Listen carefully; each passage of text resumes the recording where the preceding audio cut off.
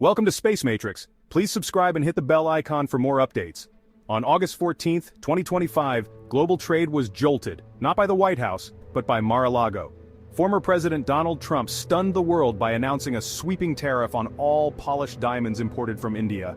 The so-called India Diamond Tariff, revealed in a late-night social media post, sent financial markets and diplomatic circles into chaos. Lawmakers in Washington were blindsided, questioning the logic of targeting India, a key U.S. ally and the world's diamond polishing hub. The move was classic Trump bold, unilateral and disruptive, but this time it struck at the heart of a delicate global industry. With midterms looming, the tariff injected volatility into an already tense political climate, energizing Trump's base but alarming moderates and business leaders. The diamond industry, from New York's 47th Street to small-town jewelers, braced for impact. The announcement wasn't a product of careful policy debate, it was a political thunderbolt. Congress, industry experts, and even Trump's own party were left scrambling for answers.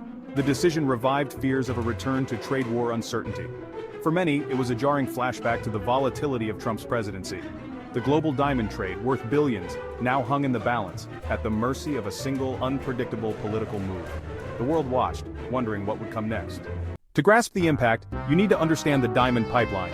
India isn't a major diamond miner, but it's the world's diamond polishing powerhouse, especially in Surat, where 90% of the world's diamonds are cut and polished. Millions of Indian artisans transform rough stones from Africa, Russia, and Canada into the gems that fill American jewelry stores. The U.S. is the world's largest diamond jewelry market, buying nearly half of all global sales. Most of those diamonds pass through India. A heavy tariff means American diamond prices will soar, hitting everyone from luxury retailers to family-owned jewelers. The U.S.-India diamond trade is a finely balanced system built over decades. Indian polishers rely on high volume and thin margins. American retailers depend on India's efficiency to keep prices stable. The tariff threatens to shatter this balance. Either Indian exporters absorb the loss, risking bankruptcy, or U.S. retailers pass costs to consumers, crushing demand. Beyond economics, the move politicizes a symbol of love and tradition. Diamonds become more than jewelry. They're now a flashpoint in global trade and diplomacy.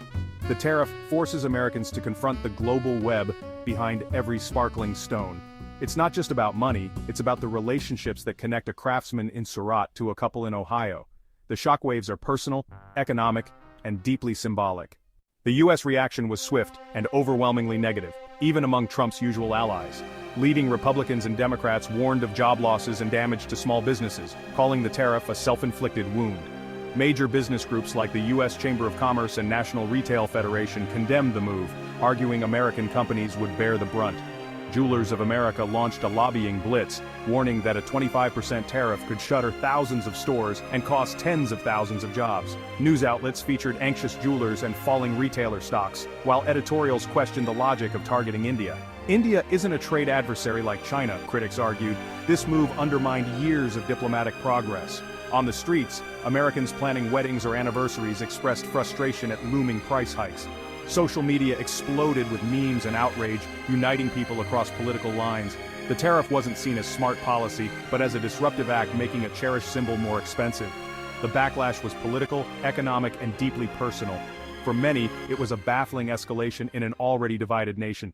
In India, the tariff sparked shock, anger, and a surge of national resolve. Prime Minister Modi's government, blindsided, issued statements of deep disappointment and began preparing retaliatory tariffs on U.S. goods. Surat's diamond industry was thrown into turmoil, with urgent meetings and unified calls to defend millions of jobs.